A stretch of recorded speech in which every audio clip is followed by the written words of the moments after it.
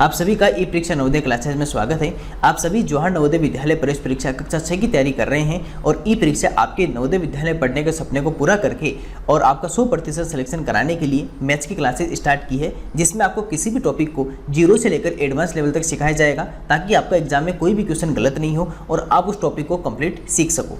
तो हमारी क्लास को आगे बढ़ाते हैं और उससे पहले आपके लिए ई परीक्षा ने 100% सिलेक्शन दिलाने वाली एक पुस्तक तैयार कर दी है जिसे स्टडी गाइड बुक कहते हैं, जिसके अंदर आपको 3000 से अधिक प्रैक्टिस क्वेश्चंस मिलेंगे, 1500 क्वेश्चन मेंटल एबिलिटी के, 1400 क्वेश्चन न्यूमेरिकल एबिलिटी के और 100 पैसेजेस मिलेंगे और साथ में आपको चैप्टर वाइज कंप्लीट नोट्स भी मिलेंगे। तो इसे आज ही अपने घर मंगवा लीजिए और अपनी तैयारी को और बेहतर कीजिए। इसके लिए कॉल कीजिएगा 8696503800 पर।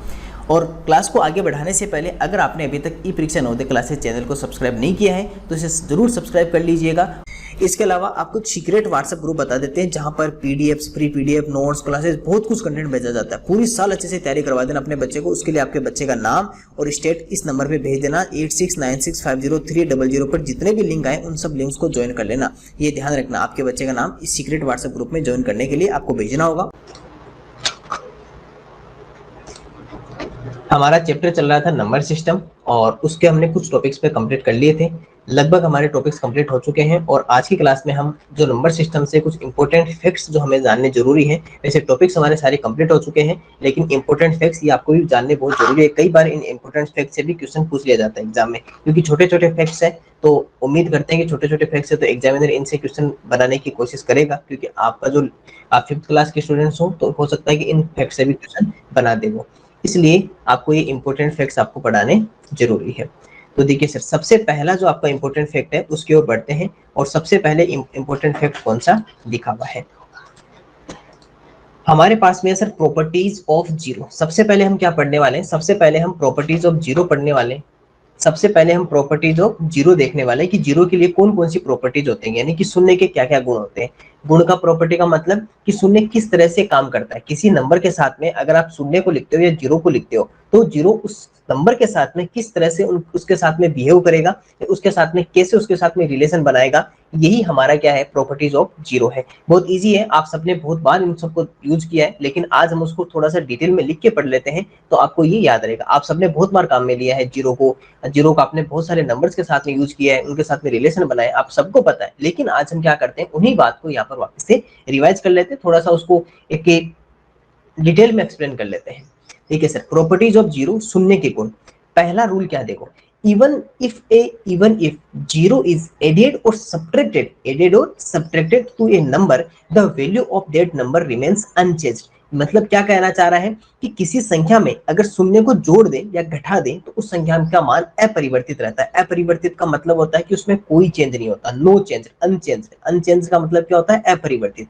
इसका मींस कि जैसा है वैसा का वैसा ही रहेगा। जैसे यहाँ पर एक नंबर लिखा हुआ 6, अगर आप 6 में से 0 अगर सब्ट्रैक्ट करते हो या आप 15 में 0 प्लस करते हो, तो चाहे आप ऐड करो चाहे सब्ट्रैक्ट करो, चाहे आप जोड़ दो चाहे घटा दो, नंबर क्या रहेगा सर? नंबर हमेशा क्या रहेगा सर? 6 ही रहेगा और ये हमेशा क्या रहेगा सर? 15 रहेगा। तो मतलब नंबर में कोई चेंज नहीं होगा, नंबर में कोई चेंज नहीं होगा। लेकिन अगर आप 0 में से 6 माइनस कर दोगे तो आंसर कितना आएगा? माइनस का 6, क्योंकि ग्रेटर नंबर किसका है? माइनस का है। तो आंसर किस में आएगा? माइनस में। जो हमने किस में देखा था, हमने जब डिटरमिनेशन ऑफ साइंस देखा था, हमने चिन्हों का निर्धारण देखा था, उस समय देखा था कि सर अगर एक नंबर प्लस का, एक नंबर माइनस का, एक नंबर पॉजिटिव, एक नंबर नेगेटिव, एक संख्या धनात्मक एक संख्या ऋणात्मक हो तो हमेशा क्या करेंगे? सब्ट्रैक्ट या घटाव करेंगे।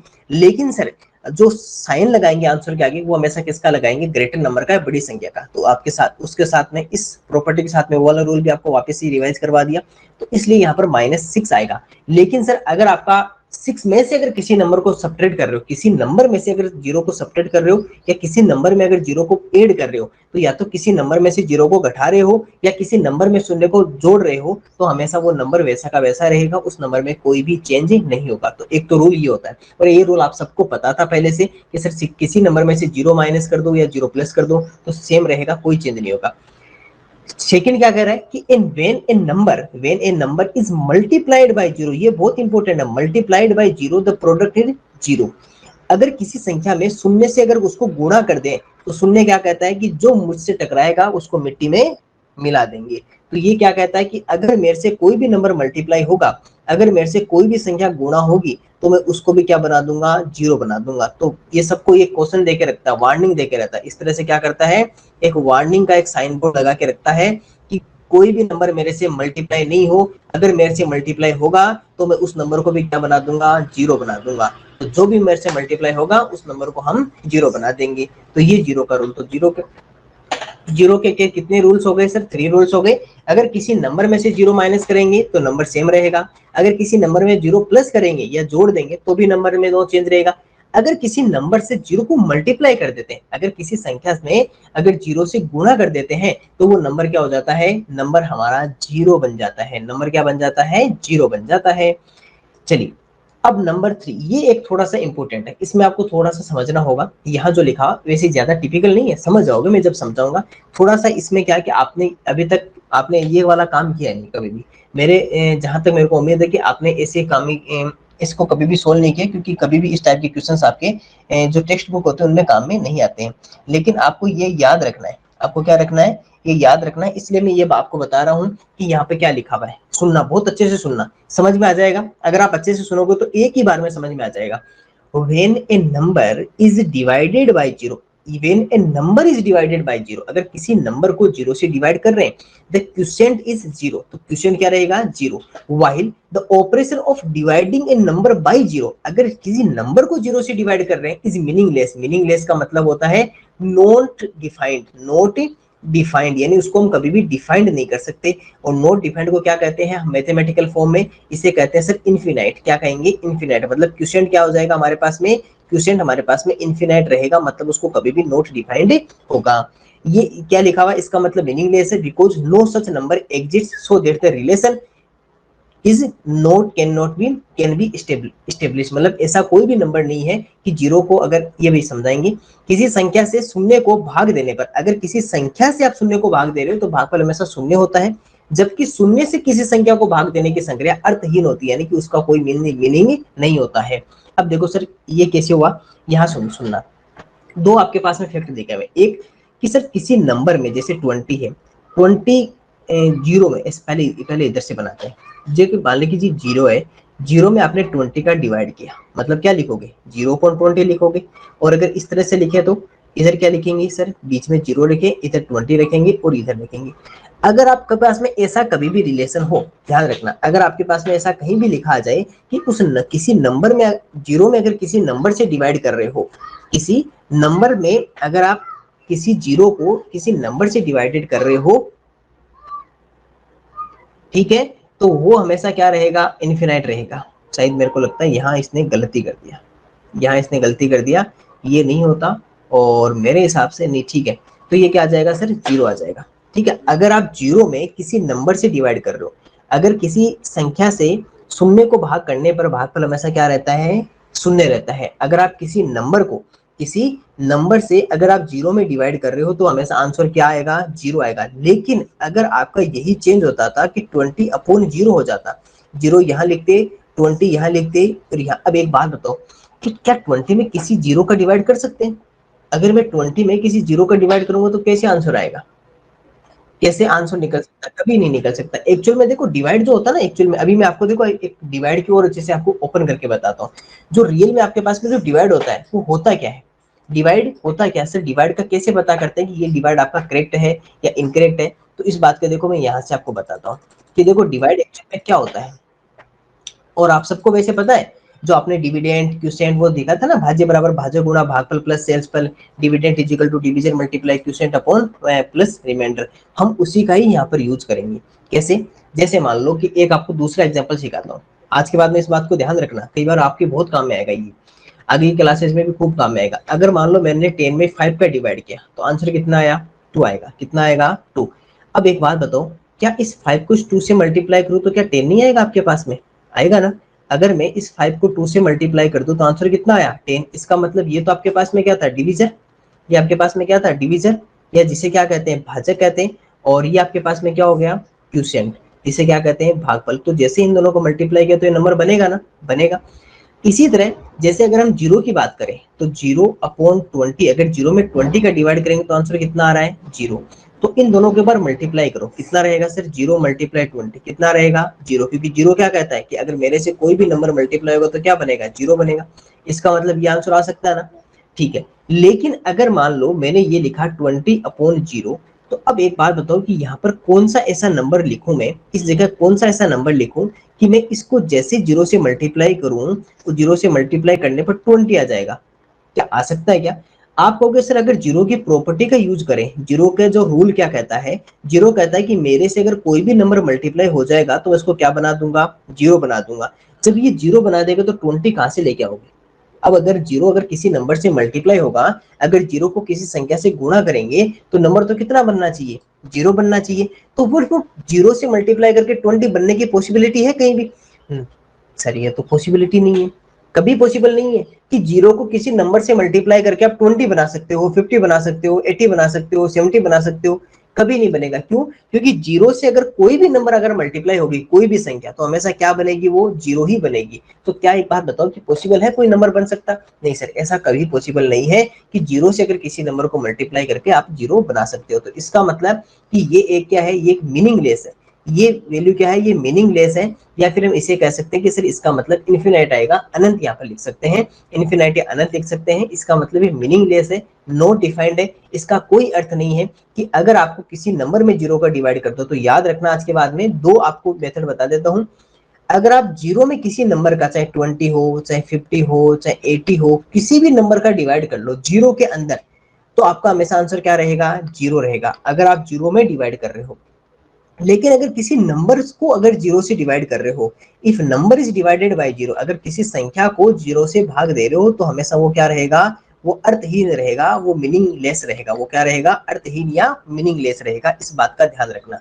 तो जीरो में अगर किसी नंबर का डिवाइड करोगे तो हमेशा जीरो रहेगा। लेकिन अगर जीरो का किसी नंबर में डिवाइड कर रहे हो, number is divided by zero, किसी संख्या में जीरो का भाग दे रहे हो, तो सिंपल है, देखो इतना टिपिकल नहीं, कॉम्प्लिकेट मत बनाओ इसको, इसको सिंपल बनाओ। देखो ऐसा कि अगर देखो सिंपल सी बात है, अगर किसी नंबर में जीरो में नंबर का डिवाइड कर रहे हो तो जीरो रहेगा। लेकिन अगर नंबर में जीरो का कर रहे हो, मतलब नीचे की तरफ जीरो आ जाएगा, तो क्या बनेगा, वो मीनिंगलेस बनेगा। और अगर ऊपर की तरफ जीरो है, नीचे कोई नंबर आपको दे रखा है, तो आंसर क्या रहेगा, जीरो। लेकिन अगर किसी नंबर में जीरो कर रहे हो तो वो क्या रहेगा, मीनिंगलेस। ये वाली आपके पास में दोनों इमेज अपने माइंड में बिठा लो ना, ये इमेज आपके माइंड में बिठा लो, तब आपको ज्यादा अर्थ समझ में आएगा कि सर ऊपर जीरो था, नीचे नंबर था, आंसर जीरो आया। लेकिन ऊपर नंबर था, नीचे जीरो था, तो आंसर क्या रहेगा, मीनिंगलेस। क्योंकि सर नीचे जीरो थोड़ी हो सकता है, नीचे जीरो कैसे निकालेंगे, नीचे जीरो कैसे निकालेंगे, ऐसा समझ लो कि मैं एक, आप देखो नीचे क्या होता है, नीचे हमेशा टोटल होता है, नीचे क्या होता है, टोटल, नीचे हमेशा क्या होता है, टोटल होता है। जैसे मान लो मैं लिखूं 1/3, मतलब टोटल आपके पास में कितनी चॉकलेट्स थी, 3, 3 में से मैंने कितनी चॉकलेट ले ली, 1। इसी तरह आपके पास में टोटल कितनी चॉकलेट्स थी, 20। क्या 20 में से मैं जीरो ले सकता हूँ?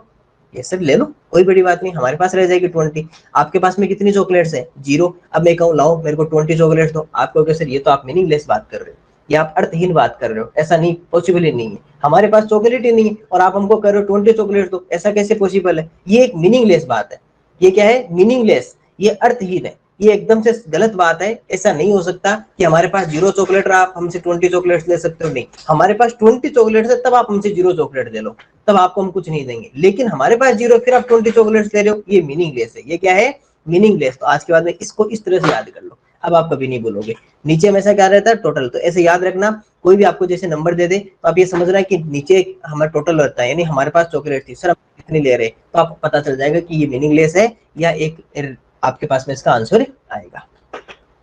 चलिए, ये हमारे थे rule of properties of zero, zero के गुण थे, ठीक है। अब मैं आपको छोटा सा इसका एक छोटा सा प्रॉपर्टी वन की प्रॉपर्टी बता देता हूँ। रुकिए, एक प्रॉपर्टी और है जीरो की भी, ये जीरो की प्रॉपर्टी, सॉरी, ये कौन सी है, ये है कि रिजल्ट हमेशा वन आएगा। कब? जब अगर किसी नंबर की पावर अगर जीरो हो। ये हमने जब अपने एक्सटेंशन ऑफ पावर्स पढ़ा था, जब हमने विस्तार पढ़ा था, पावर ऑफ 10, जैसे हमने सीखा था ना 10 की पावर जीरो, तो हमेशा आंसर क्या रहेगा, वन आएगा। तो किसी भी नंबर की अगर पावर या किसी नंबर की अगर घात शून्य हो जाए, किसी भी संख्या की अगर घात शून्य हो जाए, तो हमेशा आंसर कितना रहेगा सर, वन रहेगा। आंसर कितना रहेगा, वन। इसमें गलती से जीरो लिख दिया इन्होंने, यहाँ पे वन रखोगे, क्या रखोगे, वन। अगर किसी भी नंबर की अगर पावर अगर जीरो हो, किसी भी नंबर की अगर घात अगर जीरो आ जाए, तो वो नंबर हमेशा आंसर कितना आएगा, वन आएगा, ध्यान रखना। तो 13 की पावर जीरो करो, चाहे किसी भी नंबर की पावर जीरो कर दो, आपका हमेशा आंसर कितना रहेगा, वन रहेगा। तो 1 क्या होता है, किसी भी नंबर की घात करने पर 0 1 आ जाता है। प्रॉपर्टीज ऑफ 1, एक के रूल क्या होते हैं, कुछ गुण होते हैं, ज्यादा नहीं होते, एक के वैसे आपको सबको पता है, वैसे सबको पता है, मैं इधर 2-3 रूल और बता देता हूँ साथ में, ये तो मल्टीप्लाई का दिया है, साथ में मैं आपको एडिशन का बता देता हूँ। देखो कोई नंबर है मेरे पास 25, इसी एक नंबर पे मैं सारे काम करके देख लेता हूँ तो आपको पता रहेगा। अगर मैं 25 में 1 प्लस कर दूंगा, 1 प्लस करूंगा तो क्या होगा, नेक्स्ट नंबर आ जाएगा, उसका नेक्स्ट नंबर, यानी इसका क्या आ गया, ये सक्सेसर, इसका क्या आ गया, सक्सेसर, जिसे क्या कहते हैं, अनुवर्ती संख्या, आपने पढ़ी होगी अनुवर्ती या सक्सेसर। अगर 25 में से मैं -1 कर दूं तो सर उसका प्रीडिसेसर आ जाएगा, क्या आ जाएगा, प्रीडिसेसर, इसे क्या कहते हैं, प्रीडिसेसर या पूर्ववर्ती संख्या कहते हैं। अगर मैं किसी नंबर को 1 से मल्टीप्लाई करूं तो क्या कोई चेंज होगा, नहीं सर कोई चेंज नहीं होगा, वही का वही रहेगा। अगर किसी नंबर में 1 का डिवाइड करूं तो क्या होगा, तो भी सर वही नंबर रहेगा, तो भी क्या रहेगा, वही नंबर। तो ये आपके पास में इसके 1 के 4 प्रॉपर्टीज है, याद रखना। किसी नंबर में 1 प्लस करेंगे तो उसका सक्सेसर या अनुवर्ती आएगी, 1 माइनस करेंगे तो उसकी प्रीडिसेसर या पूर्ववर्ती आएगी, किसी नंबर को 1 से मल्टीप्लाई करेंगे तो सेम रहेगा, किसी नंबर को अगर 1 से डिवाइड करेंगे तो भी आपके पास में आंसर क्या रहेगा, सेम रहेगा। तो ये आपकी किसकी प्रॉपर्टी थी, प्रॉपर्टी ऑफ 1, प्रॉपर्टीज ऑफ 1। ये एक के गुण थे, जो एक के गुण बहुत ही आसान थे और छोटे छोटे बातें थी, सारी बातें आपने आज तक आप इनको करते आए हो, है ना, इन सबको आप सोल्व कर रहे हो आपकी, लेकिन आपको थोड़ा सा इनको डिटेल में पढ़ा दे तो आपको थोड़ा सा इसका माइंड में रहे कि हाँ सर ये एक्चुअल में हम ये काम कर रहे थे आज तक। आप सबने आज तक +1 किया है, -1 भी किया, मल्टीप्लाई भी किया, डिवाइड भी किया, लेकिन आज आपने सीख लिया कि सर एक्चुअल में ये प्रॉपर्टी जो 1 थी, ये वास्तव में क्या थी, ये एक के गुण थे जिनको हम यहाँ पर काम ले रहे थे। अब देखो थोड़ा सा यहाँ पर आपको मैं कुछ बातें सिखाना चाहता हूँ, ये थोड़ा सा आपके लिए समझना होगा, इसमें आपको थोड़ा सा समझने की थोड़ी ज्यादा जरूरी होगी। क्या समझना है वो भी देखो, समझो, क्योंकि समझने पर सारी बातें याद हो जाती है, आपको नहीं पता वो समझाएंगे तो आ जाएगी। देखो, the sum of 2 whole numbers is a whole number. Whole number क्या होती है सर, जो 0 से स्टार्ट होती है, 0 से स्टार्ट होती है, ये होल नंबर का ग्रुप होता है। तो ये कह रहा है कि 2 होल नंबर का सम ऑलवेज भी क्या होता है, होल नंबर होता है। दो पूर्ण संख्याओं का जो योग होता है वो हमेशा क्या होता है सर, पूर्ण संख्या होता है। सर ये क्या कह दिया आपने, मैं बताता हूँ। आपके पास में जो होल नंबर का ग्रुप है ये पूर्ण संख्या का ग्रुप है, समूह है, ठीक है, ये पूरा घर है। इस घर में से, इस पूरे हाउस में से कोई भी 2 नंबर ले लो, कोई भी 2 नंबर, चलो मैंने एक तो 0 ले लिया और एक मैंने 5 ले लिया, ठीक है, ये दो मैंने इसमें से 2 नंबर्स बाहर निकाल लिए। इन दोनों का प्लस करो, इन दोनों का क्या करो, प्लस करो, इन दोनों का सम करो या योग करो। 0 + 5 कितना आंसर आएगा, 5। क्या ये 5 होल नंबर नहीं है, क्या ये इस घर में नहीं है, इस हाउस में नहीं है, यस सर हाउस में। तो सर ये भी एक होल नंबर पूर्ण संख्या थी, ये भी एक होल नंबर पूर्ण संख्या थी, तो ये भी एक क्या है सर, होल नंबर पूर्ण संख्या ही है। इसका मतलब कि अगर आप पूरे हाउस में से कोई भी 2 नंबर ले लो, इसके अलावा चाहे 2 और ले लो, जैसे मान लो 15 ले लो, इसके अलावा 2 ले लो, तो कितना बनेगा, 17 बनेगा। तो क्या ये भी होल नंबर है, ये भी होल नंबर है और ये भी होल नंबर है, क्योंकि होल नंबर तो इनफिनिट तक होते हैं, 0 से लेकर स्टार्ट।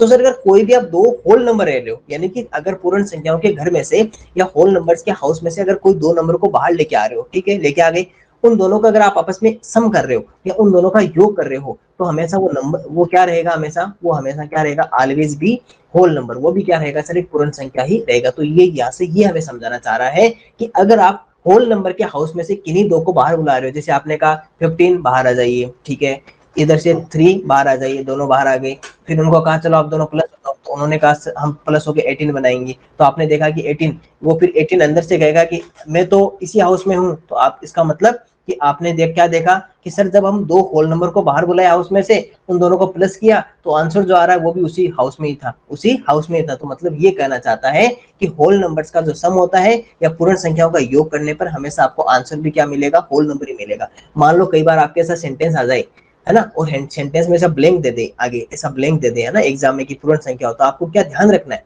कि पूर्ण संख्याओं का योगफल पूर्ण संख्या ही होता है। पूर्ण संख्याओं का योगफल क्या होता है, पूर्ण संख्या। नेचुरल नंबर हो सकता है क्या, यस सर नेचुरल नंबर हो सकता है, कोई बड़ी बात नहीं नेचुरल, लेकिन नेचुरल नहीं हो सकता कई बार। कैसे, जैसे मान लो मैं 0 और 0 दोनों नंबर ही 0 ले लो, तो 0 + 0 कितना होगा, 0। क्या ये नेचुरल नंबर है, क्या पूर्ण संख्या है। तो ऑलवेज भी क्या नहीं होता, होल नंबर का सम हमेशा क्या नहीं होता, नेचुरल नंबर नहीं हो सकता, नेचुरल नंबर नहीं हो सकता। क्यों, अगर मान लो मैंने दोनों ही नंबर 0 ले लिए, सर ऐसा थोड़ी होता है, अरे कुछ जरूरी नहीं है।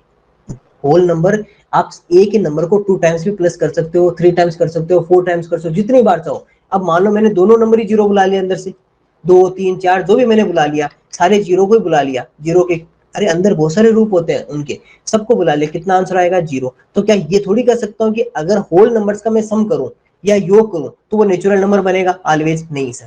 क्यों? क्योंकि जब भी जीरो को अगर आप प्लस कर दोगे तो आंसर जीरो रहेगा, लेकिन जीरो नेचुरल नंबर नहीं होता। लेकिन सर ये सत्य है, ये ट्रू है कि होल नंबर्स का सम ऑलवेज भी होल नंबर, पूर्ण संख्याओं का योग हमेशा पूर्ण संख्या रहेगा, क्योंकि ये तो जीरो तो होल नंबर ही है ना, सम करने के बाद में जो आपके पास में आंसर है होल नंबर रह रहा है। तो ये एक ट्रू है, ये बात सत्य है, ये स्टेटमेंट ट्रू है कि अगर होल नंबर्स का सम करोगे 2 3 4 तो उनका ऑलवेज भी क्या रहेगा, होल नंबर ही रहेगा। लेकिन नेचुरल नंबर होना कोई जरूरी नहीं है, नेचुरल नंबर होना क्या नहीं है, जरूरी नहीं है। हाँ, नेचुरल का प्रेस करोगे तो वो होल और नेचुरल दोनों हो जाएगा।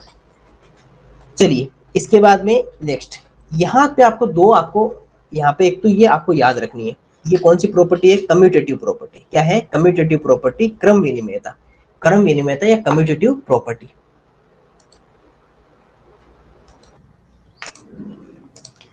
ओके, अब आपको क्या देखने सर, कम्यूटेटिव प्रॉपर्टी या क्रम विनिमयता क्या होती है। अच्छे से सुनना इसको। देखो सर, कम्यूटेटिव प्रॉपर्टी के लिए आपको एक याद रखनी है, एक छोटी सी बात याद कर लेना कम्यूटेटिव प्रॉपर्टी के लिए, उसको याद रखना, आपको समझ में आ जाएगी। जैसे मान लो मेरे पास कोई भी दो नंबर्स है, एक मान लेता हूँ मेरे पास नंबर है ए और एक नंबर है मेरे पास बी। ठीक है, दो नंबर ए और बी। क्यों मान रहा हूँ? क्योंकि आप ए और बी की जगह कोई भी दो होल नंबर्स ले सकते हो, दो होल नंबर्स या दो पूर्ण संख्या ले सकते हो। होल नंबर का मतलब जीरो से लेकर इन्फिनिट तक कोई भी नंबर आप इस जगह ले सकते हो। ठीक है, अगर मैं ए और बी का प्लस करता हूं, अगर मैं इन दोनों का प्लस करता हूं तो आप वापस क्या होगा, बी प्लस ए, दोनों क्या होंगे, हमेशा इक्वल होंगे। यानी कि इनको चाहे आप जैसे दो नंबर ले लो 2 और 3 ले लो, तो 2 प्लस 3 कहो चाहे 3 प्लस 2 कहो, तो दोनों को अगर आपने रिवर्स भी कर दिया ना, दोनों को अगर आपने जगह चेंज कर दी, दोनों की जगह क्या कर दी सर आपने, रिप्लेस कर दिया एक दूसरे को, तो भी आंसर क्या रहेगा सर, हमेशा सेम रहेगा। इसका भी आंसर 5 आएगा, इसका भी आंसर क्या आएगा, 5 आएगा। बस यही आपकी क्या है, क्रम विनिमयता यानी कम्यूटेटिव प्रॉपर्टी। कम्यूटेटिव प्रॉपर्टी में क्या होता है, हम उसके प्लेसेस को रिप्लेस करके फिर प्लस करते हैं। हमेशा ये कम्यूटेटिव प्रॉपर्टी हमेशा प्लस में ही लगेगी। ये एक और बात बता दो, कम्यूटेटिव प्रॉपर्टी एक तो प्लस में और एक मल्टीप्लाई, दो में ही आपकी लगती है, या तो प्लस में लगती है या मल्टीप्लाई में लगती है। क्यों? मल्टीप्लाई भी सेम रहता है, अगर 2 मल्टीप्लाई 3 कहो चाहे 3 मल्टीप्लाई 2 कहो, एक ही बात है। 3 2 6 और 3 2 6, 3 को 2 से करेंगे 6, 3 को 2 से करेंगे 6। तो हमेशा एक तो मल्टीप्लाई में लगती है कम्यूटेटिव प्रॉपर्टी, किस में लगती है, मल्टीप्लाई में, और एक किस में लगती है, प्लस में। तो क्रम विनिमयता एक तो हमेशा गुणा में सही रहती है और एक हमेशा किस में रहती है, प्लस में। तो याद ध्यान रखना, क्रम विनिमयता यानी कि आपने क्रम को एक जगह से दूसरी जगह कर दिया, तो ऐसा करने पर हमेशा आंसर सेम रहे, तो वो किसके लिए ट्रू है, किसके लिए सत्य है, वो हमेशा कम्यूटेटिव प्रॉपर्टी के लिए और क्रम विनिमयता के लिए। तो सर आपने कहा कि सर हमें याद क्या रखना है, आपको याद क्या रखना है, इसमें से आपको ये याद रखना है कि कम्यूटेटिव जो प्रॉपर्टी होती है या क्रम विनिमयता होती है, वो किस ऑपरेशंस के लिए, ऑपरेशंस कितने होते हैं आपको पता है, 4 ऑपरेशंस होते हैं, प्लस माइनस मल्टीप्लाई और डिवाइड, ये 4 ऑपरेशंस या 4 आपके पास में संक्रियाएं होती है। आपके पास में क्या होती है, संक्रियाएं होती है, किसी भी नंबर के लिए 4 ऑपरेशंस होते हैं। इसमें से कम्यूटेटिव प्रॉपर्टी किस किस के लिए ट्रू है, एक तो प्लस के लिए और एक मल्टीप्लाई के लिए। और कम्यूटेटिव प्रॉपर्टी होती क्या है कि सर चाहे a प्लस बी कहो चाहे b प्लस ए कहो, हमेशा वैल्यू क्या रहेगी, इन दोनों की सेम रहेगी। यानी कि दोनों का आपने जब प्लेस आपने रिप्लेस किया, जब आपने इन दोनों की जगह को चेंज कर दिया, फिर भी आपके पास में क्या है सर, आपका वैल्यू या आपका मान समान रहेगा। और वो किसके लिए, एक तो प्लस के लिए यानी कि एडिशन के लिए, और एक मल्टीप्लीकेशन यानी कि गुणा के लिए। इन दोनों के लिए कम्यूटेटिव प्रॉपर्टी या क्रम विनिमयता क्या होती है, ट्रू या सत्य होती है। तो हमें कम्यूटेटिव प्रॉपर्टी में इतना याद रखना था कि पहला बात कि सर कम्यूटेटिव प्रॉपर्टी में अगर आप रिप्लेस कर देते हो दो नंबर्स का, अगर आप रिप्लेस कर देते हो प्लेसेस को या उनके स्थानों को अगर आप बदल देते हो, फिर भी उनकी वैल्यू या मान क्या रहता है, समान रहता है। और कम्यूटेटिव प्रॉपर्टी या क्रम विनिमयता केवल दो ही ऑपरेशंस के लिए, केवल 2 ऑपरेशंस के लिए, प्लस एंड मल्टीप्लाई, गुणा और जोड़, इन दोनों संक्रियाओं के लिए ही क्या होती है, कम्यूटेटिव प्रॉपर्टी या क्रम विनिमयता हमेशा सत्य होती है। तो यहां से आपको ये फैक्ट याद रखना था। इसके बाद में ये फैक्ट है, ये क्या है, एसोसिएटिव प्रॉपर्टी। ये क्या है, एसोसिएटिव प्रॉपर्टी, साहचर्यता। ये भी सुन लेना, इसमें क्या याद रखना, एसोसिएटिव प्रॉपर्टी साहचर्यता। एक तो नाम याद रखना, हो सकता है नाम आपको अभी याद नहीं हो पाए, एक दो बार जब इसको रिपीट करोगे तो नाम तो याद हो जाएंगे। तो एसोसिएटिव प्रॉपर्टी या साहचर्यता क्या होती है, सुनना। जैसे आपके पास में यहाँ पर 3 होल नंबर्स होंगे, ए बी और सी, आपके पास में क्या है, 3 होल नंबर्स है, 3 आपके पास में क्या है, संख्याएं हैं, 3 आपके पास में संख्याएं हैं, 3 आपके पास में होल नंबर्स हैं। अब होगा क्या कि जैसे a plus B plus C, A plus B plus C, एक तो आपने ऐसे लिख लिया। अब इसमें क्या चेंज करना है कि a को तो b के साथ प्लस कर दो कोष्टक में और c को बाहर निकाल दो। मतलब कि पहले जैसे b और c आपस में ब्रैकेट में थे, a था, अब ये a तो यहाँ पर आ गया और b बाहर चला गया, b क्या चला गया बाहर, ये सॉरी c बाहर चला गया और ए यहाँ पर अंदर आ गया, बस इतना ही। अभी भी देख लो, इसकी वैल्यू हमेशा सेम रहेगी, इसकी वैल्यू क्या रहेगी, सेम। कैसे? जैसे मान लो मेरे पास 2, 3 और 5 आपके पास में जैसे लिखा हुआ ना, 2, 3, 5 लिखा हुआ है। अब देखो आपने क्या किया, पहले 2 + 3 + 5 किया, और फिर 5 को तो बाहर ले गए और 2 को इसके अंदर लिया है। फिर भी देखो वैल्यू उतनी है। 2 + 3 + 5 कितना होता है, 8, और ये 5 और 5, देखो दोनों तरफ क्या आया, 10 ही आया, दोनों तरफ क्या आया, 10। इसका मतलब आपके पास में ये RHS हो, देखो ये इक्वेशन बन गई, ये इक्वेशन बन गई कैसी, ये तो आपका कौन सा बन गया, LHS लेफ्ट हैंड साइड, और ये क्या बन गया, RHS राइट हैंड साइड। अगर LHS और RHS बराबर है तो वो प्रॉपर्टी क्या होगी आपके पास में, ट्रू। वो प्रॉपर्टी क्या होगी, ट्रू। अगर आपका LHS और RHS, क्योंकि जब भी आपके पास में इक्वल में दोनों तरफ अगर आपके पास में वैल्यू हो तो उसे हम क्या कहते हैं, उसे हम इक्वेशन कहते हैं, यानी उसे हम क्या कहते हैं, समीकरण कहते हैं। उसे क्या कहते हैं, इक्वेशन या समीकरण कहते हैं। तो इक्वेशन और समीकरण में हमेशा 2 साइड्स होती है, एक लेफ्ट हैंड साइड होती है और एक राइट हैंड साइड होती है। एक हमेशा क्या होती है, लेफ्ट हैंड साइड, और एक क्या होती है, राइट हैंड साइड। अगर आपके पास में किसी भी इक्वेशन में लेफ्ट हैंड साइड और राइट हैंड साइड अगर इक्वल इक्वल हो जाए तो वो हमेशा प्रॉपर्टी उसके लिए क्या होती है, ट्रू, या उसके लिए क्या होती है, हमेशा सत्य होती है। तो यहाँ पर एसोसिएटिव प्रॉपर्टी या साचर्यता जो होती है आपके पास में, साचर्यता का जो नियम होता है वो इस तरह से लिखा जाता है। तो आपको क्या करना है कि ये जो मैं आपको जो दोनों बातें बता रहा हूँ ना, एक तो आपको कम्यूटेटिव प्रॉपर्टी विनिमयता, कम्यूटेटिव प्रॉपर्टी, एक एसोसिएटिव साचर्यता, इन दोनों को एक दो बार आप अपने ना इन 2-3 दिन इनको बार बार देख लेना कि sir A + B + C, A + B + C, ये तो होता है आपका एसोसिएटिव साचर्यता होता है। और अगर A + B = B + A, ये आपका कौन सा होता है, कम्यूटेटिव क्रम विनिमयता। तो ये आप जब याद कर लोगे ना, आप क्या रहेगा, ये हमेशा के लिए आपको फिर पता चलेगा कि हाँ यहाँ पर कौन सी। तो एग्जाम में क्या पूछेगा, कई बार आपको जैसे ये लिख देगा और कहेगा कि इसमें कौन सी प्रॉपर्टी लग रही है, तो आप देखोगे सर इसमें ये अंदर जा रहा है, ये बाहर आ रहा है, मतलब ये कौन सा हो रहा था, ये एसोसिएटिव में हो रहा था, ये किस में हो रहा था, साचर्यता में हो रहा था। और अगर ये देकर पूछ ले कि इसमें कौन सी प्रॉपर्टी, नीचे 4 ऑप्शन दे दिए, तो उसमें कौन सा आएगा, कम्यूटेटिव प्रॉपर्टी, क्रम विनिमयता। बस इतना आपको इसमें ध्यान रखना है, बाकी सही है। और दूसरा कि कम्यूटेटिव प्रॉपर्टी मल्टीप्लाई और प्लस के लिए सही रहती है, और ये भी आपकी मल्टीप्लाई और प्लस के लिए रहती है। एसोसिएटिव प्रॉपर्टी भी आपकी मल्टीप्लाई और प्लस के लिए ही ट्रू है, ध्यान रखना। गुणा और प्लस के लिए हमेशा क्या, ये सत्य होती है, क्योंकि इसमें भी वही रहेगा, जब वहां से मल्टीप्लाई कर लोगे। तो ये दोनों अभी मैं आपको वापस से एक बार यहाँ से रिविजन करवा देता हूँ एक नई स्लाइड में, ताकि आपको और अच्छे से ये याद हो जाए। देखो यहाँ पे एक बार मैं आपको दोनों प्रॉपर्टी साथ में लिखे याद करवा देता हूँ, एक ये दोनों साथ में लिखे याद करवा देता हूँ। देखो मैंने दो प्रॉपर्टी बताई आपको, एक बताई कम्यूटेटिव, एक बताई एसोसिएटिव। यहाँ पे दोनों साथ में लिख रहा हूँ, मेरे साथ साथ में अपने माइंड में इनको याद करने की कोशिश करना। कम्यूटेटिव, एक तो मैंने बताई कम्यूटेटिव प्रॉपर्टी, एक मैंने बताई एसोसिएटिव प्रॉपर्टी, एसोसिएटिव प्रॉपर्टी।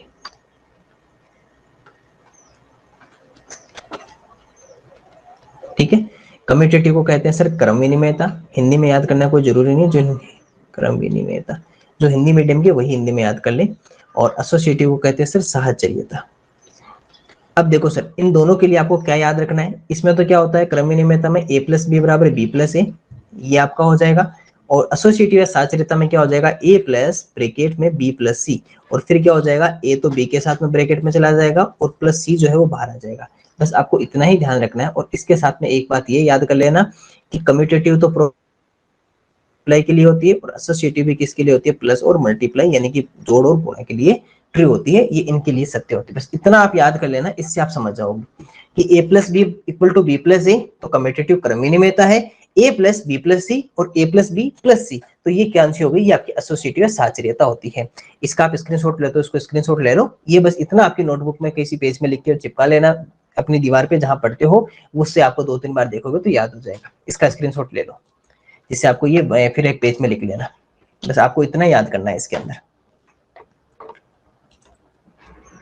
चलिए ये हमारा डन। इसके बाद में ये आती है देखो एडिटिव इनवर्स। ये क्या है सर हमारे पास में, एडिटिव इनवर्स या योज्य प्रतिलोम। अब सर ये एडिटिव इनवर्स या योज्य प्रतिलोम क्या होता है, ये भी सुन लो। आपको यहाँ पर क्या ध्यान रखना है, एडिटिव इनवर्स या योज्य प्रतिलोम एक्चुअल में होता क्या है, योज्य प्रतिलोम होता क्या, सुनो। अगर मान लो ए कोई होल नंबर है, ए क्या सर हमारे पास में एक होल नंबर है, या ए हमारे पास में एक पूर्ण संख्या है, मेरे साथ साथ में समझ रहे हैं इसको, तब आपको और ज्यादा समझ में आएगा। मान लीजिए कि ए एक होल नंबर है, ठीक है। अगर ए में 0 प्लस करूंगा तो कितना आएगा आपके पास में, ए आएगा ना। ए में 0 प्लस करने पर कितना आएगा, ए। लेकिन अगर ए में मैं माइनस से प्लस करता हूं, यानी कि ए के साथ में मैं इसका या इसका जो ऋणात्मक है उसको मैं ऐड कर लूं यहाँ पर, तो आंसर कितना आएगा, यानी कि जब इसको बाहर ओपन करोगे तो प्लस और माइनस क्या हो जाते हैं, माइनस, तो a माइनस ए क्या होता है, जीरो। a माइनस ए क्या होता है, a माइनस ए क्या होता है, जीरो। तो अब यहां से देखो समझना क्या है, जो एडिटिव इनवर्स जो होता है, जो एडिटिव इनवर्स या आपका जो योज्य प्रतिलोम होता है, जो आपका योज्य प्रतिलोम या एडिटिव इनवर्स जो होता है, वो एक्चुअल में होता क्या है, एडिटिव इनवर्स या योज्य प्रतिलोम, कि अगर किसी नंबर में, अब मैं जो बात बोल रहा हूँ ना उसको सुनना बहुत अच्छे से, किसी नंबर में अगर आप किसी ऐसी नंबर को प्लस करो, किसी ऐसी नंबर को प्लस करो कि उसका वैल्यू क्या हो जाए, जीरो हो जाए, उसका वैल्यू क्या हो जाए, जीरो। और ऐसा कब हो सकता है, जब उसी नंबर के साथ में, जैसे मान लो 5 है, तो 5 के साथ में मैं क्या प्लस करूं कि इसका आंसर जीरो आ जाए, तो वो एक ही है, इसका नेगेटिव प्लस कर दो, इसका क्या कर दो, नेगेटिव प्लस कर दो। तो किसी भी नंबर के साथ में अगर उसका नेगेटिव या उसका ऋणात्मक अगर आप ऐड कर देते हो या जोड़ देते हो, तो आंसर हमेशा क्या रहेगा, जीरो रहेगा। इसका मतलब 5 और -5, 5 और -5 ये दोनों क्या कहलाएंगे, ये दोनों आपके एडिटिव इनवर्स या योज्य प्रतिलोम कहलाएंगे। ध्यान रखना, एडिटिव इनवर्स या योज्य प्रतिलोम कौन से हो जाते हैं सर, नंबर और उस नंबर का नेगेटिव, कोई भी संख्या और उस संख्या का क्या ऋणात्मक, वो दोनों क्या कहलाते हैं, योज्य प्रतिलोम या उसका एडिटिव इनवर्स कहलाते हैं। ये बात ध्यान रख लेना। मतलब कि सर सिंपल से किसी भी नंबर में ऐसा नंबर प्लस करो या ऐसा नंबर, ऐसी संख्या को जोड़ो कि उसका आंसर जीरो आ जाए। और ऐसा कब पॉसिबल है, ऐसा सर एक ही कंडीशन में पॉसिबल है, जब किसी नंबर से उसका नेगेटिव या उसका ऋणात्मक अगर आप उसके साथ में ऐड कर देते हो या जोड़ देते हो, तभी आपके पास में क्या आएगा, आंसर जीरो आएगा। मतलब कि वो नंबर और उस नंबर का नेगेटिव, ऐसे याद कर लो, नंबर और नंबर का नेगेटिव आपस में क्या होते हैं, एडिटिव इनवर्स या योज्य प्रतिलोम होते हैं। तो अगर आपसे पूछ ले कि 4 का योज्य प्रतिलोम कौन सा है, तो आप क्या कहोगे, -4। अगर मैं लिख दूं कि -6 का योज्य प्रतिलोम या एडिटिव इनवर्स कौन है, 6 है, क्योंकि इनको प्लस करने पर ही क्या बनेगा, आपके पास में जीरो बनेगा। तो इस तरह से आपको ध्यान रखना है। तो नेगेटिव और वो नंबर और उस नंबर का नेगेटिव आपस में क्या कहलाते हैं, एडिटिव इनवर्स या योज्य प्रतिलोम कहलाते हैं। बस बात ही यहाँ पर याद रखनी थी, बस ये समझाया तब आपको याद हो गई थी, इससे पहले ये समझ में आती नहीं है। इसके बाद में यहां क्या लिखा, ये इसके नेक्स्ट प्रॉपर्टी क्या है, difference of two whole numbers. अब ये क्या कह दिया सर, यहाँ पर डिफरेंस, अगर आप किसी दो होल नंबर्स का डिफरेंस कर रहे हो या दो पूर्ण संख्याओं का अंतर कर रहे हो, तो हमेशा ये मत करना कि होल नंबर ही होगा। ऐड करोगे तब तो होल नंबर ही होगा, मल्टीप्लाई करोगे तब भी होल नंबर होगा, लेकिन माइनस करने पर नहीं होगा। क्यों, जैसे मान लो मैंने दो होल नंबर ली, दो पूर्ण संख्या ली, एक 5 और एक 3, ये दो होल नंबर ले लिया। अगर मैं 5 में से 3 माइनस करूं तो कितना आंसर आएगा, 2। तो 2 क्या होता है सर, 2 तो होल नंबर वाले हाउस में से है ना, 2 तो होल नंबर वाले हाउस में से ही है, पूर्ण संख्या वाले घर में से आता है। लेकिन अगर मैं 3 में से 5 भी तो कर सकता हूँ ना, इनकी जगह भी तो रिप्लेस कर सकता हूँ, तभी तो सत्य होगा ना। ट्रू कब होता है, जब वो उन दोनों को रिप्लेस कर दे। जैसे 5 में 3 प्लस किया तो कितना आया, 8।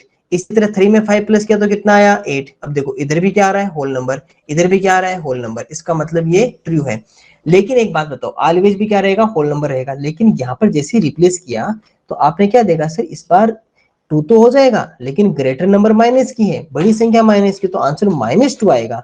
और सर जो होल नंबर होता है उसमें तो जीरो से पीछे जा ही नहीं सकते, है ना। नेगेटिव नंबर कहाँ होते हैं, जीरो से पीछे होता है ना, -1, -2, -3, और इधर 1, 2, 3, तो सर होल नंबर तो जीरो पे पूरे हो जाते हैं। तो ये तो नेगेटिव नंबर हो गए, ऋणात्मक, ये तो हो ही नहीं सकते, ये तो आपके फिर इंटीजर हो गए ना, पूर्णांक हो गए। नहीं सर, इसका मतलब कि always be not whole number, always be didn't whole number, यानी कि ये फिक्स नहीं है कि अगर आप किन्हीं भी दो होल नंबर्स का अगर डिफरेंस करते हो, difference of two whole numbers, किन्हीं दो पूर्ण संख्याओं का अगर आप अंतर कर रहे हो, तो ये जरूरी नहीं है कि वो हमेशा होल नंबर ही रहेगा। क्योंकि जब भी उनका रिप्लेस कर देंगे तो हो सकता है कि वो नेगेटिव नंबर भी तो आ सकता है ना, ऋणात्मक भी आ सकता है ना। तो यहाँ से आपको क्या समझाने का प्रयास कर रहे हैं कि ये जरूरी नहीं है कि किन्हीं भी दो होल नंबर का, किन्हीं भी दो difference of two whole numbers या दो पूर्ण संख्याओं का जो अंतर होता है वो फिक्स नहीं है कि वो हमेशा होल नंबर ही रहेगा, पूर्ण संख्या ही रहेगा। कई बार क्या होता है कि ये आपके पास में ऐसा स्टेटमेंट आ जाता है ट्रू और फॉल्स का, और उसमें क्या लिखा होता है, दो पूर्ण संख्याओं का अंतर पूर्ण संख्या होता है। ये बताओ, तो कुछ बच्चे सही कर देते हैं, जबकि ये गलत है, हमेशा संख्या नहीं होता है। क्यों नहीं होता है, क्योंकि सर जैसे उनका हम रिप्लेस कर देंगे, वहां पे दो एग्जांपल लेके देख लेना ना, अगर लिखा है तो दो एग्जांपल लेना, कि आप दो कोई भी दो एग्जांपल ले लिया, जैसे आपने ले लिया 5 और 8 ले लिया, आपने 8 में से 5 माइनस किया तब तो आपके पास में 3 आया सर, तो होल नंबर है। लेकिन जैसे आपने 5 में से 8 माइनस किया तो आंसर कितना आया, -3। नहीं सर, -3 वो आपका होल नंबर या पूर्ण संख्या नहीं है। इसका मतलब कि जरूरी नहीं है, this is not fix that difference of two whole numbers always be whole numbers. ये जरूरी नहीं है कि दो पूर्ण संख्याओं का अंतर हमेशा पूर्ण संख्या होता है, ये कोई जरूरी नहीं है, क्योंकि जैसे उनका अगर उनकी प्लेसेस को रिप्लेस कर दोगे, उनके जगहों को चेंज कर दोगे, तो आपके पास में हमेशा क्या बनेगा, आपके पास में नेगेटिव नंबर बनेगा। तो is not always a whole number, सदैव पूर्ण संख्या नहीं होता है, इस बात का ध्यान रखना। हाँ, प्लस में आपके पास में ऑलवेज भी होल नंबर रहेगा, चाहे किधर भी प्लस कर दो, मल्टीप्लाई में भी रहेगा, लेकिन आपके पास में प्लस सॉरी माइनस और डिवाइड इन दोनों में नहीं रहेगा। तो अब देखो यहाँ से एक आपके पास में ट्रिक भी आपको याद रखनी है, अभी मैं बताऊंगा कैसे। मल्टीप्लाई करोगे हमेशा होल नंबर रहेगा, कैसे, चाहे 4 को 6 से मल्टीप्लाई कर दो तो भी 24 है, रिप्लेस कर दो तो भी आपके पास में होल नंबर है। तो दोनों दोनों कंडीशन में क्या है, ट्रू है। तो हमेशा प्रोडक्ट जो होता है होल नंबर्स का, वो ऑलवेज भी क्या होता है, होल नंबर होता है। दो पूर्ण संख्याओं का गुणनफल क्या होता है, सदैव पूर्ण संख्या होती है। अभी मैं जब चारों को एक साथ लिखूंगा ना, चारों संख्याओं को, फोर ऑपरेशन को, तब आपको और अच्छे से समझ में आएगा। और डिवाइड करने पर भी नहीं होता है, डिवाइड करने पर भी नहीं होता है। मैं आपको वो डिवाइड वाला और यहाँ पे दिखा देता हूँ कि क्यों नहीं होता, देखना सुनना। क्योंकि डिवाइड करने पर पॉइंट आ जाता है, डिवाइड करने पर क्या आ जाएगा, पॉइंट आ जाएगा, इसलिए नहीं होता। जैसे यहाँ देखो, अगर मान लो टू होल नंबर्स का मैं डिवाइड कर रहा हूँ, जैसे मैंने कोई भी दो होल नंबर्स का यहाँ पे मैं डिवाइड के लिए बता रहा हूँ, भाग के लिए कोई भी मैंने दो होल नंबर आप अज्यूम कर ली, दो होल नंबर मान ली, जैसे एक ले लिया मैंने 2 और एक ले लिया सर मैंने 4। अगर 4 में 2 का डिवाइड करोगे तो आंसर कितना आएगा, 2। तो क्या 2 एक होल नंबर वाला होता है सर, 0 से लेकर जो भी इन्फिनाइट तक होते हैं सारे होल नंबर होता है। लेकिन मैं अगर 2 में 4 का डिवाइड करूंगा तो आंसर कितना आएगा पता है आपको, 2 में 4 का, तो मतलब 0 टाइम्स गया ना, सबसे पहले 0 टाइम्स हुआ, सॉरी 4 में 2 का, 2 में 4 का, ये हमने ऐसे लिख दिया, यहाँ 4 आएगा और यहाँ पे 2 आएगा, तो यहाँ पर 0 पॉइंट, यहाँ पे क्या आ जाएगा 20 और ये आ जाएगा 5, तो अब क्या रहेगा 20, डेसिमल में आप और अच्छे समझ जाओगे। तो 0.5 आया। अब क्या हुआ, तो अब बताओ क्या 0.5 एक होल नंबर पूर्ण संख्या होती है, नहीं सर, क्योंकि होल नंबर में कभी भी डेसिमल वाले नंबर नहीं आते हैं, पूर्ण संख्या में कभी भी दशमलव वाले संख्याएं हम शामिल नहीं करते हैं, उनको हम यूज नहीं करते हैं। तो इसका मतलब कि ये क्या होल नंबर है, नहीं है। तो इसका मतलब डिवाइड में भी ये पॉसिबल नहीं है कि whole number always be whole रहेगा उनका डिवाइड। तो आपने क्या सीखा कि सर जब भी आप दो होल नंबर ले रहे हो, अब आपको मैं ये चारों जो अभी तक हमने पढ़ा ना होल नंबर्स का, प्लस माइनस डिवाइड वाला, उनको एक ही स्लाइड में आपको एक साथ याद करवा देता हूँ। और ये कब हो पा रहा है, जब आपने चारों एक साथ देखी। अगर आप कोई भी टू होल नंबर्स आप ले रहे हो, ठीक है, आपने टू होल नंबर्स आपने अज्यूम किया, ठीक है, आपने दो संख्या है। अब सुनना, आपके पास में 4 होती है, always be whole number, always be whole number, always be whole number, ठीक है। मैं यहाँ पे डब्ल्यू कर दूं, यानी कि ऑलवेज भी, चलो थोड़ा लिख ही देते हैं ना, थोड़ा सा आपको और अच्छे से समझ। ऑलवेज भी होल नंबर यानी कि हमेशा क्या रहेगी, हमेशा पूर्ण संख्या रहेगी, हमेशा पूर्ण संख्या। तो आपके माइंड में आ गया होगा कि हमेशा पूर्ण संख्या कब रहेगी, आप सबको देख पा रहे हो। और always be not be whole number, not be whole number, ये जरूरी नहीं है कि हमेशा क्या रहे, पूर्ण संख्या रहे, पूर्ण संख्या नहीं। देखो मैं लाइन ऐसी बना रहा हूं जो हमें समझ रहे हैं, क्योंकि हमें तो सीख संख्या नहीं। अब ये किसके लिए रहेगा, ऑलवेज भी होल नंबर, एक तो प्लस के लिए, और प्लस के जैसा ही कौन होता है, मल्टीप्लाई। देखो दोनों में हो गया ना, सिमिलरिटी होगी ना, दोनों में सिमिलरिटी दिख रही है, उसको हमने 40 डिग्री 45 डिग्री माइनस रोटेट कर दिया, 45 डिग्री घुमा दिया, तो क्या बन गया, प्लस का मल्टीप्लाई। लेकिन ऑलवेज भी नोट भी होल नंबर, तो माइनस और माइनस का देखो, दोनों में सिमिलरिटी है ना, दोनों में माइनस आ रहा है, दोनों में माइनस आ रहा है, तो ये इनके लिए। तो हमेशा होल नंबर कब नहीं रहेगा, जब माइनस और डिवाइड के लिए, और हमेशा होल नंबर कब रहेगा, प्लस और मल्टीप्लाई के लिए। अब मान लो आपको क्वेश्चन आ गया है ना, क्वेश्चन लिखा हुआ है कि two whole number, addition of two whole number always be whole number, true. Multiply या product of two whole numbers, किन्हीं दो संख्याओं का गुणनफल ऑलवेज भी होल नंबर, हमेशा पूर्ण संख्या होता है, सही है। अगर ये लिख दिया difference of two whole numbers always be whole number, किन्हीं दो संख्याओं का अंतर हमेशा पूर्ण संख्या होता है, अंतर मान ले माइनस, नहीं सर माइनस नहीं होता, माइनस और डिफरेंस कभी भी ऑलवेज भी होल नंबर नहीं होता, क्योंकि चेंज करने पर फिर माइनस का आ जाएगा। Divide of two whole numbers not be always whole numbers, किन्हीं दो पूर्ण संख्याओं का भाग हमेशा पूर्ण संख्या नहीं होता। यस सर, एकदम से सही बात है, दो पूर्ण संख्याओं का हमेशा पूर्ण संख्या नहीं होता है भाग। तो याद रखना, ये स्लाइड याद कर लो, इसका स्क्रीनशॉट ले लो, इसको पेज में बाद में लिख लेना, ये एक पेज याद कर लो, इससे आपको ये आपके समझ में आ जाएगा कि आप यहाँ से क्या सिखाना चाह रहे हैं। तो इनको याद कर लो कि प्लस और मल्टीप्लाई अगर किन्हीं भी टू होल नंबर्स का प्लस और टू होल नंबर्स का मल्टीप्लाई करोगे तो ऑलवेज भी होल नंबर हमेशा पूर्ण संख्या रहेगा, लेकिन अगर उनका माइनस कर दोगे या डिवाइड करोगे तो आपके हमेशा होल नंबर या पूर्ण संख्या नहीं रहेगा। और ये मैंने आपको ये भी सिखा दिया कि क्यों नहीं रहेगा। वो आपको पता है कि जब उनको जैसे हम उनका प्लेसेस रिप्लेस करेंगे, उनकी संख्याओं को चेंज करेंगे, तो संख्याएं चेंज करते आपके पास में क्या हो जाएगा, वो नंबर या तो पॉइंट में चला जाएगा या उसका नेगेटिव में चला जाएगा। डिवाइड में तो पॉइंट में चला जाता है और डेसिमल में चला जाता है, लेकिन अगर माइनस में नेगेटिव हो जाता है, इसलिए उनको फिर हम यहाँ पे काउंट नहीं करते हैं। तो स्क्रीनशॉट ले लिया होगा। अब आपको आगे की प्रॉपर्टी, छोटी छोटी 4 प्रॉपर्टी जो बची है।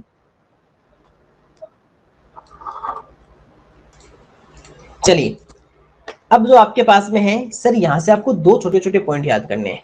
कौन कौन से? एक तो मल्टीप्लिकेटिव आइडेंटिटी यहाँ से ध्यान रखनी है आपको, और एक मल्टीप्लिकेटिव इनवर्स आपको ध्यान रखना है। किसी भी नंबर के लिए मल्टीप्लिकेटिव आइडेंटिटी क्या होती है और उस नंबर के लिए मल्टीप्लिकेटिव इनवर्स कौन सा होता है। तो गुणात्मक तत्समक क्या होता है किसी संख्या के लिए, और उस संख्या के लिए गुणात्मक प्रतिलोम क्या होता है। ये दोनों बातें आपको ध्यान रखनी है। हो सकता है कि आपको पहली बार जब इनको नाम को पढ़ रहे हो तो याद आपको थोड़ा अजीब सा लग रहा है, लेकिन बार बार जब इनको रिपीट करोगे 2-3 बार तो आपको ये अच्छे से याद भी हो जाएंगे। देखो, सिंपल सी बात है। मल्टीप्लिकेटिव आइडेंटिटी क्या होती है कि जैसे अगर आप किसी भी नंबर को अगर किसी नंबर से मल्टीप्लाई करो और वही नंबर आ जाए वापस। सर ये क्या कह दिया आपने?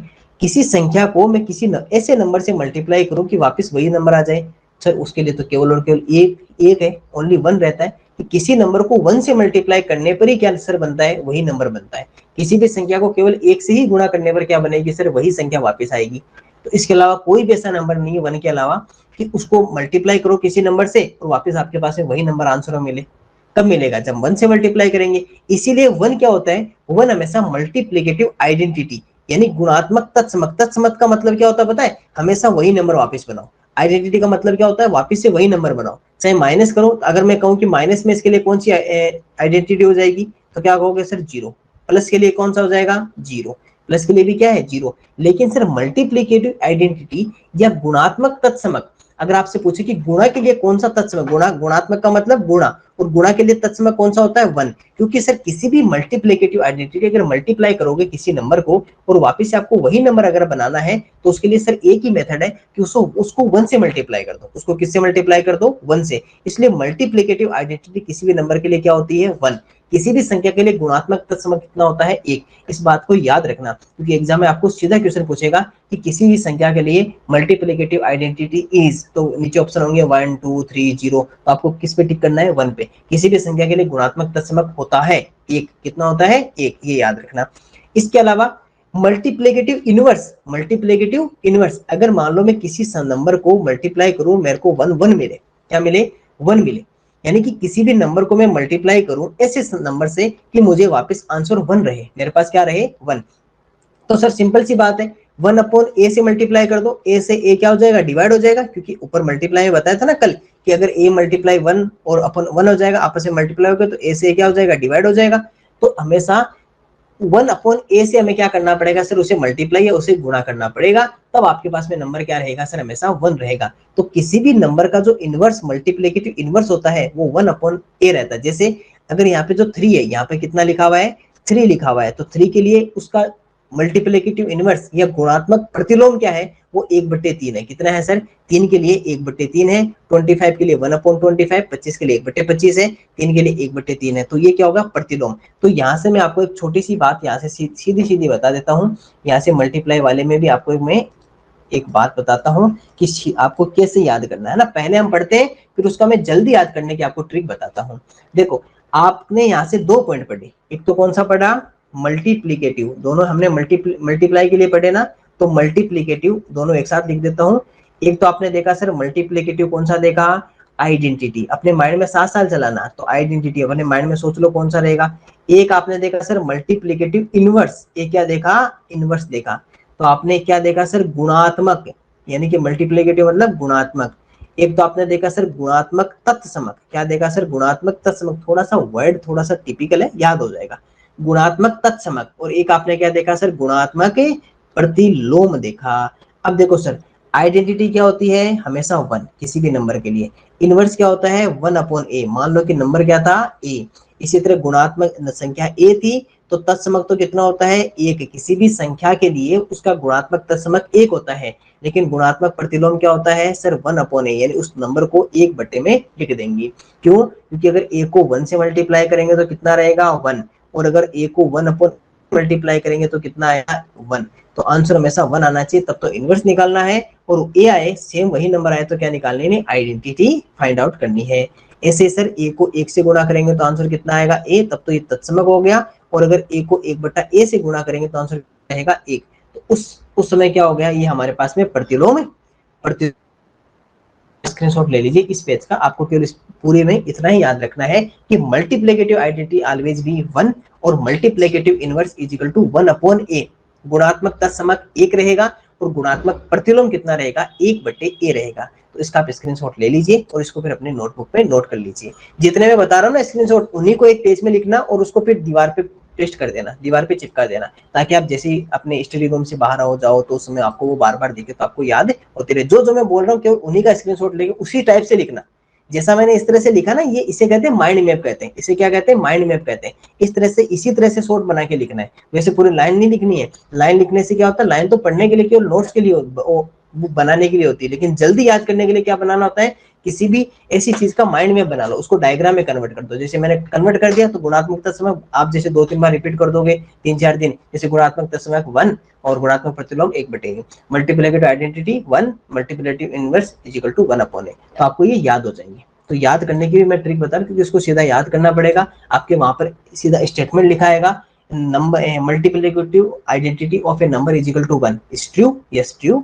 गुणात्मक तत्समक किसी संख्या का 1 होता है, ये बात सत्य है। इस तरह से वहां पे स्टेटमेंट आएंगे आपके पास में।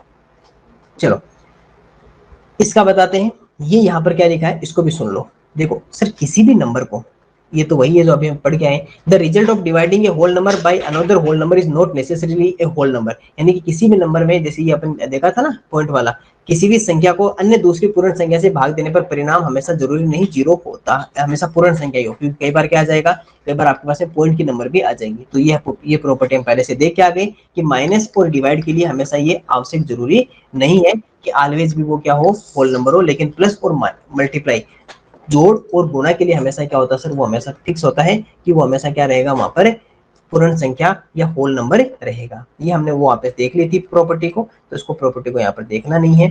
3 प्रॉपर्टीज और बची है, उनको देख लेते हैं। ये यहाँ से देखो क्या लिखा हुआ है, ये तो वही है जो अभी हम अब देख के आए थे। देखो ये क्या कह रहा है, अभी अभी हमने जो देखा उसको यहाँ से सिखा देता हूँ। देखो ये कह रहा है कि मान लो कि a एक होल नंबर है, ठीक है, और मैं इधर इसी के साथ में एक नंबर भी ले लेता हूँ 15, दोनों का साथ में बता देता हूँ। ये कह रहा है कि जैसे a है, a में मैंने a का डिवाइड किया, a में a का डिवाइड किया, कितना आंसर रहेगा 1, क्योंकि अगर मैं 15 में अगर 15 का डिवाइड करूं, 15 में 15 का भाग करूं तो आंसर कितना रहेगा, 1 रहना है, सिंपल सी बात है। अगर किसी a में 1 का डिवाइड कर दूं मैं, अगर किसी a में कोई नंबर उसमें 1 का डिवाइड करूंगा तो कितना आएगा, ये नंबर ही तो आएगा। अगर मैं 15 में 1 का भाग कर देता हूँ किसी संख्या में तो कितना आएगा, 15 आएगा। ये आप सबको पता है, बस आपको याद करवाने के लिए वापस से आपको रिपीट करवा रहे हैं। अगर मैं 0 में किसी नंबर का डिवाइड कर दूं तो सब आप क्या कर रहे हो, 0 में किसी नंबर का डिवाइड कर रहे हो। आप क्या कर रहे हो सर, 0 में किसी नंबर का डिवाइड कर रहे हो, यानी कि सर आप ऐसा कह रहे हो कि आपके पास में a था और आप a में से हमारे पास में 0 ले रहे हो। सर ले सकते हो, कोई बड़ी बात नहीं है ना, यही तो हो गया ना। ऐसे डिवाइड का मतलब क्या होता है कि आपके पास में a, आपके पास में चॉकलेट्स थी, मैं 0 ले रहा हूँ, आप कहोगे सर ले सकते हो, 0 मिलेगी आपको। अगर आपके पास में 15 चॉकलेट्स हैं, मैं उसमें से 0 चॉकलेट्स ले रहा हूं तो मुझे कितनी दोगे, 0 दोगे। लेकिन आपके पास में इस बार हमारा जो इसमें पॉइंट था कि इसके अंदर अगर हम a में a का डिवाइड करेंगे तो 1 आएगा, क्योंकि जब सेम नंबर का डिवाइड करते तो कितना आता है 1, और अगर किसी नंबर में अगर 1 का डिवाइड करेंगे तो अपने पास में कितना आएगा, अपने पास में कितना आएगा, ये आएगा, हमारे पास में a आएगा, वही नंबर हो जाएगा। अगर आप किसी 0 में अगर किसी नंबर का डिवाइड कर रहे हो, मान लीजिए किसी 0 में अगर आप किसी नंबर का डिवाइड कर रहे हो, जैसे 0 में 15 का डिवाइड कर रहे हो तो आंसर कितना आएगा 0, क्योंकि सिंपल सी बात है कि 0 में से कितना, अगर 15 में से 0 लेंगे तो कितना दोगे 0। लेकिन मान लीजिए आपके पास में 0 है और मुझे 15 चाहिए, तो आप कितना दोगे सर, आप दे ही नहीं पाओगे, तो उसका आंसर कितना आएगा, इन्फिनाइट आएगा। तो ये हमारा पॉइंट नंबर 9 था। पॉइंट नंबर 9 के बाद है पॉइंट नंबर 3, देखिए क्या लिखा हुआ है, the reciprocal of a number. Reciprocal क्या होता है, जिसे हिंदी में व्युत्क्रम कहते हैं। तो सिंपल सा आपको ये समझना है कि किसी भी नंबर का अगर आपको रेसिप्रोकल पूछे ना, तो आपको कुछ नहीं करना, छोटा सा काम ये करना है कि उस नंबर को उसके अपोन में लिख दीजिए। जैसे ए का रेसिप्रोकल कितना हो गया, 1/a, ए का व्युत्क्रम कितना हो जाएगा, 1/a। सेम इसी तरह जब आप ए का व्युत्क्रम 1/a कर रहे हो, इसी तरह आप ए का रेसिप्रोकल 1/a होता है। इसी तरह जब 5 का रेसिप्रोकल करोगे तो कितना आएगा, 1/5। 6 का रेसिप्रोकल करोगे तो कितना आएगा, 1/6। तो किसी भी नंबर का रेसिप्रोकल या व्युत्क्रम क्या होता है, उसको 1 में लिख देते हैं। मतलब कि वो अगर ऊपर है तो उसको कहाँ लेके आ जाते हैं, नीचे डिनोमिनेटर में या हर में लेके आ जाते हैं, जो हम फ्रैक्शन में बहुत अच्छे से सीखेंगे। अब जैसे लास्ट ईयर आपके पास में क्वेश्चन आया था, ये लिखा हुआ था कि if the sum of any two numbers is 8, किन्हीं दो संख्याओं का योग कितना है सर, हमारे पास में 8 है, यानी कि sum of two numbers is 8। आपको अगर ये कह दे कि sir sum of two numbers is 8, आपसे ये कहा गया है कि सर सम कितना है, यहाँ पर 8 सम है यहाँ पर, ठीक है। आपने कहा ठीक है सर हमारा 8 सम है, यानी कि दो नंबर्स का अगर हम सम फाइंड आउट कर रहे हैं तो a प्लस बी, मान लीजिए दो नंबर, एक a है और एक b मान लेते हैं, और दोनों का सम करने पर कितना आ रहा है, a plus b is equal to 8 आ रहा है। फिर ये कहा कि द प्रोडक्ट इज 15, उन दोनों का गुणनफल कितना है सर, 15 है। गुणनफल या प्रोडक्ट को कैसे लिखते हैं सर, a डॉट b से, a डॉट b, तो a मल्टीप्लाई b कितना है सर हमारे पास में 15, a गुणा b बराबर कितना हो गया, 15 हो गया। अब पूछा है कि उनके रेसिप्रोकल्स का सम कितना होगा, तो पहले तो ये बताइए कि a का रेसिप्रोकल कितना होता है, 1/a, a का रेसिप्रोकल कितना होगा, 1/a, b का रेसिप्रोकल कितना होगा, 1/b। अब जब इन दोनों को प्लस कर देंगे, तो जब हम फ्रैक्शनल नंबर पढ़ेंगे उस समय भी हम क्या सीखेंगे सर, इनका एडिशन सीखेंगे। अभी यहाँ पर देख लीजिए, मान लीजिए आपने एक नंबर a लिया, एक नंबर आपने b लिया, रेसिप्रोकल कितना होगा, 1/a, इसका रेसिप्रोकल कितना होगा, 1/b, यानी दोनों का व्युत्क्रम कितना हो गया, 1/a और 1/b। इन दोनों को प्लस कर लीजिए। जब प्लस करते हैं तो सबसे पहले क्या होता है कि इन दोनों नंबर्स जो आपके पास में लिखे हुए ना a और b, इनका एलसीएम करते हैं। तो अगर a और b का अगर हम एलसीएम करेंगे या लेसे करेंगे तो a के अंदर a का डिवाइड होगा, b रह जाएगा, और b के अंदर b का डिवाइड होगा, तो 1 1 और 1 आ जाएगा, तो a मल्टीप्लाई b। अब इन दोनों को क्या कर लेंगे, मल्टीप्लाई, तो आंसर कितना आ गया सर, a b आ गया। तो यहाँ पर आपके पास में जो एलसीएम रहेगा वो तो कितना रहेगा, a b रहेगा। अब एलसीएम तो आपने कर दिया, लेकिन उसके बाद सबसे पहले इस a का इसमें डिवाइड करो। तो एक बात बताइए कि अगर ab में अगर a का डिवाइड करेंगे तो क्या होगा, a से डिवाइड हो जाएगा, पीछे कितना रहेगा, b, और ये जो b रहेगा ना यहाँ से, जैसे मान लीजिए ab में आपने किसका डिवाइड किया, a का डिवाइड किया, a से a कट गया, a में a का डिवाइड हो गया, b इधर आ गया, और ये b क्या होगा, इससे जाकर मल्टीप्लाई हो जाएगा। तो b को अगर मैं 1 से मल्टीप्लाई करूं तो 1 से किसी भी नंबर को मल्टीप्लाई करने पर वही नंबर रहता है, फिर प्लस का साइन, फिर ये b इससे मल्टीप्लाई होगा। तो अगर ab में अगर आप b का डिवाइड करो तो b से b डिवाइड हो जाएगा और a रह जाएगा, और ये a क्या करेगा, इधर जाके इससे मल्टीप्लाई होगा, तो a से a रहेगा। आंसर हमारे पास क्या रह गया, हमारे पास में फाइनल आंसर ये रह गया कि a प्लस b को चाहे b प्लस a को, a की बात है, और अपॉन a b। आपको पता है कि अभी भी आपने देखा था कि सर a प्लस b का मान कितना है, 8, a प्लस बी की वैल्यू कितनी है, 8, और a मल्टीप्लाई b की वैल्यू कितनी है, 15। तो जो a प्लस बी है उसकी जगह तो कितना लिख दें, 8, और a अपॉन b की, a मल्टीप्लाई b की जगह कितना लिख दें सर, हमारे पास में 15। तो अपने आंसर कितना आ गया, यहाँ से आंसर आ गया सर हमारे पास में 8/15, क्योंकि जब हमने रेसिप्रोकल्स का सम किया तो हमारे पास में a plus b upon a b आ रहा है, और जब a प्लस बी की वैल्यू की जगह a प्लस बी लिखा और a b की जगह a b का वैल्यू लिखा, तो अपने पास में आंसर आता है 8/15। तो ये था सर हमारे पास में रेसिप्रोकल ऑफ एनी नंबर्स। किसी भी संख्या का व्युत्क्रम फाइंड आउट करना हो तो सबसे पहले उसको क्या करते हैं, 1/, में लिख देते हैं, वही उसका रेसिप्रोकल होता है।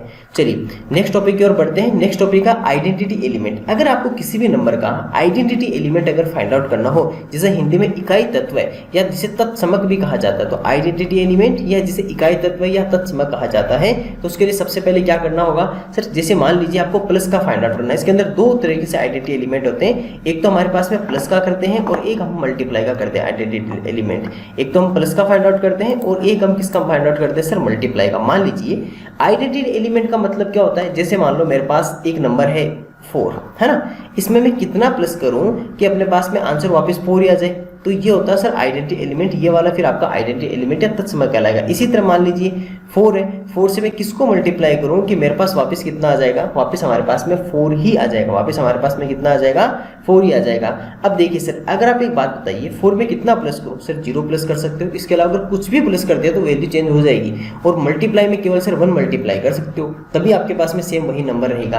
तो ये दोनों नंबर आपके ये क्या कहलाते हैं, ये दोनों ही नंबर अगर आप पूछना चाहो तो इनको क्या कहेंगे सर, इनको कहेंगे कहेंगे हम आइडेंटिटी एलिमेंट, इनका क्या कहेंगे आइडेंटिटी एलिमेंट या इकाई या तत्समक कहेंगे, इस इकाई या इन्हें क्या कहेंगे तत्समक अवयव कहेंगे।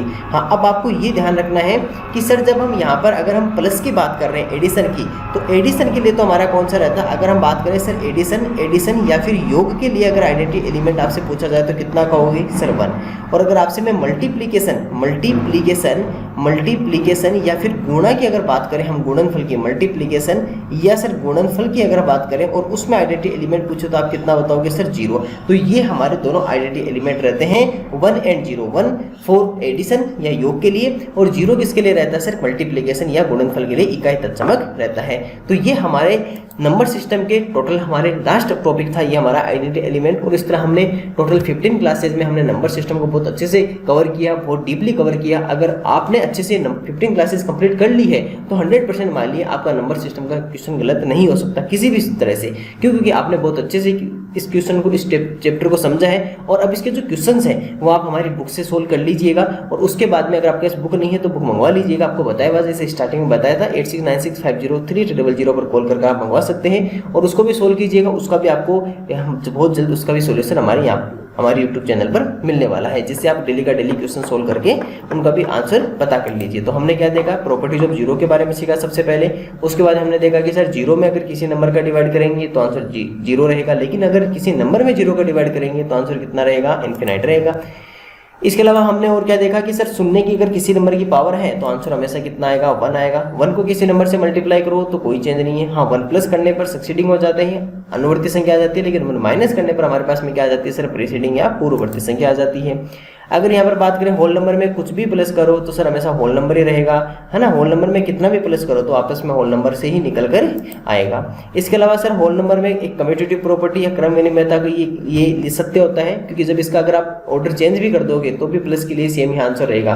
तो प्लस और एक मल्टीप्लाई दोनों के लिए कम्यूटेटिव प्रॉपर्टी या क्रम विनिमयता सत्य होती है। इसके अलावा सर आप बात करें एसोसिएटिव प्रॉपर्टी साचर्यता, तो वो भी प्लस और मल्टीप्लाई के लिए सेम रहती है। जैसे एक ब्रैकेट में है और ब्रैकेट से बाहर निकाल देंगे तो भी क्या हो जाएगी, उसे साचर्यता नियम या उसे एसोसिएटिव प्रॉपर्टी कहते हैं। तो ये दोनों हमने देखा कि एक प्लस के लिए एक मल्टीप्लाई के लिए, दोनों के लिए कम्यूटेटिव प्रॉपर्टी, क्रम विनिमयता, एसोसिएटिव प्रॉपर्टी, साचर्यता दोनों उसमें शामिल रहती है। इसके अलावा सर मान लीजिए ए अगर होल नंबर है तो एडिटिव इनवर्स इसका योज्य प्रतिलोम कितना होगा, माइनस ए का कितना होगा, माइनस ए होगा, क्योंकि जब दोनों को सोल्व करने पर आंसर 0 आना चाहिए। कब आएगा वो सर तभी आएगा जब उन दोनों का उसमें एडिटिव इनवर्स उसका प्लस कर देंगे, तो यानी कि ए का माइनस ए होगा, 5 का -5 होगा, 4 का -4 होगा। इसी तरह अगर आपसे कोई कहे कि सर डिफरेंस जो होता है, अगर कहीं भी 2 होल नंबर्स का अगर डिफरेंस कर रहे हो तो जरूरी नहीं कि होल नंबर आए, क्योंकि कभी कभी नेगेटिव भी तो हो सकता है ना। किसी नंबर को माइनस करने पर हो सकता है कि नेगेटिव नंबर भी आ जाए, और नेगेटिव नंबर होल नंबर में नहीं आता है, इसलिए जरूरी नहीं कि होल नंबर्स का सम ऑलवेज भी होल नंबर होता है। ठीक है, 2 पूर्ण संख्याओं का अंतर हमेशा पूर्ण संख्या नहीं होता है। हाँ, गुणनफल आपका वही रहता है। अगर आप किसी 2 संख्याओं का गुणा करोगे तो आंसर हमेशा होल नंबर में आएगा, प्रोडक्ट करोगे तो होल नंबर्स में से ही निकल कर आएगा, डिवाइड में नहीं रहेगा ऐसा कुछ भी। इसके अलावा सर हमने देखा कि होल नंबर 0 से मल्टीप्लाई करो तो आंसर 0 आएगा, 1 से करो तो वह ए आएगा, और 1/a से करोगे तो अपना आंसर कितना आ जाएगा, 1। और 1/a जो हो गया उसका क्या कहलाता है, वो उसका मल्टीप्लिकेटिव इनवर्स कहलाता है, ध्यान रखना। और मल्टीप्लिकेटिव आइडेंटिटी कौन सी होती है, 1, और मल्टीप्लिकेटिव इनवर्स कितना होता है, 1/a। किसी संख्या का गुणात्मक तत्समक तो कितना होता है, 1, और गुणात्मक प्रतिलोम कौन सा होता है सर, 1/a, 1/a होता है। तो हमने देखा कि multiplicative identity 1, multiplicative inverse 1/a, क्योंकि आइडेंटिटी का मतलब है कि मल्टीप्लाई करने पर वही आंसर आए, और जबकि इनवर्स का मतलब होता है मल्टीप्लाई करने पर आंसर 1 आए। गुणात्मक तत्समक तो कितना होगा, 1, और गुणात्मक प्रतिलोम कितना हो गया, 1/a हो गया।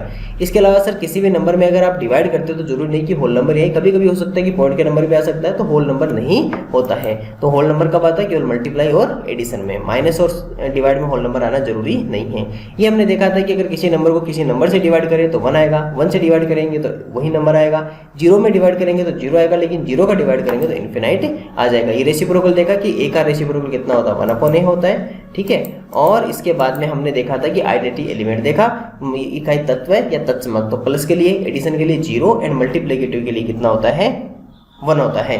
और इस तरह हमने टोटल हमारा जो नंबर सिस्टम चैप्टर था उसको बहुत अच्छे से कंप्लीट कर दिया है। आपसे उम्मीद यही करते हैं कि आपने अच्छे से पूरे सभी क्लासेस 15 क्लासेस को अच्छे से कंप्लीट किया होगा, और इसलिए आपको नंबर सिस्टम में किसी तरह का डाउट रहना नहीं चाहिए और नंबर सिस्टम से क्वेश्चन आने पर आप 100% सही करके आ जाओगे। आपने बहुत कुछ सीखा है, बाकी क्वेश्चन आप सोल्व करोगे, अच्छी तैयारी करते रहिएगा। अगली क्लास में हम एक नए चैप्टर के साथ में और नए चैप्टर के साथ शुरुआत करेंगे और फिर से देखेंगे उस चैप्टर को भी पूरा डिटेल से डिस्कस करते हुए आपके माइंड में सीधा पहुंचाने का पूरा प्रयास करेंगे। आपसे मिलते हैं अगली क्लास में। Thank you.